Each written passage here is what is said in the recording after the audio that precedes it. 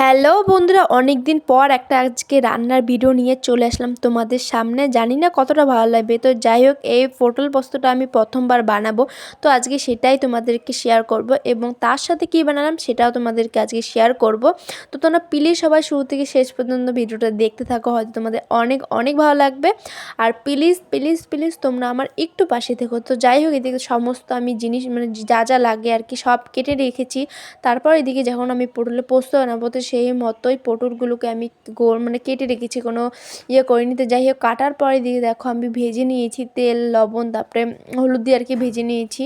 ভাজাভাজি পরে শেষে আমি পটল মানে যেটা দিয়ে বানাবো আর কি সর্ষে দিয়ে, তো সেটা আমি বেটে রেখেছিলাম, সেটাও তোমাদেরকে মানে দিয়ে দিলাম কড়াইতে। সেটা একটু মাখা মাখা করে এখন আমি নামিয়ে নিব।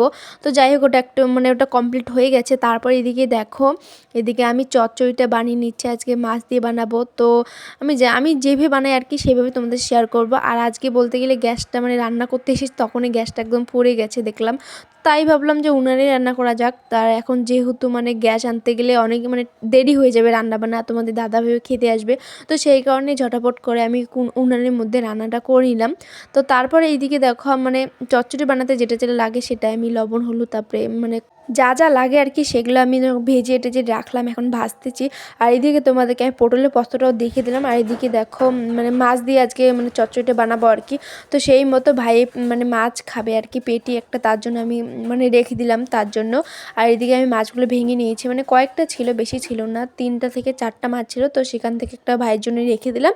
আর সেগুলোই ভেঙে রেখেছি, এখন চচ্চড়িটা হওয়ার পরে আমি সেটাকে দিয়ে দেবো সেখানে। তো যাই হোক দেখো, এখানে ভাজাভাজি হওয়ার পরে পরিমাণ মতো আমি চচ্চড়িতে জল দিয়ে দিলাম আর কি। আর এদিকে আমি ভাতটাও প্রেসারে বসিয়ে দিলাম।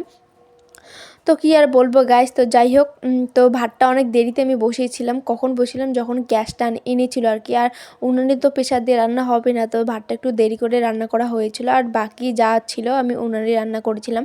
তো যাই হোক, পরেরটা হচ্ছে অনেক পরের ভিডিও, আমি তাও তোমাদের সাথে অ্যাড করে দিলাম আর কি। আর এদিকে দেখো আমি একদম চচ্চড়িটা হয়ে যাওয়ার পরে এদিকে একদম মাছটা দিয়ে দিলাম, আর তার সাথে একটা না মাছের ডিমও ছিল গাইস।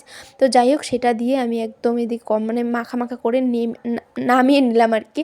মানে কথা বলতে গেলে আমার এতটা যে আটকে তোমাদের সাথে আর কি বলবো। তো যাই হোক দেখো, এদিকে আমার তরকারিটা হয়ে গেছে একদম। তারপরে ওখানে রান্নাবান্না করার পরে এসে আমি এদিকে দেখো ঘরটাও ঝাড় দিয়ে নিলাম আর কি। আর এই যে হচ্ছে আমার শখের ঝুড়ি, তো সেখানে আমি কাপড় গুছিয়ে গুছিয়ে রেখেছি, আর ফুলটাও তো তোমাদেরকে দেখেছিলাম। আর এদিকে প্রায় আমার হয়ে গেছে, তোমরা দেখতেই পাচ্ছ ঝাড় দেওয়া। তো ঝাড় দিয়ে এখন আমি বোতলে জল টল মানে ভরে রেখে তো আমি আরামসে ফোন দেখবো, আর তোমাদের দাদাভাই যখন আসবে আর কি তখন মানে ভাতটা আমরা খেয়ে নেবো সবাই মিলে। তো যাই হোক গাইস, আজকে ভিডিওটা কেমন লাগলো অবশ্যই কমেন্ট করে জানাবে। তো বাই।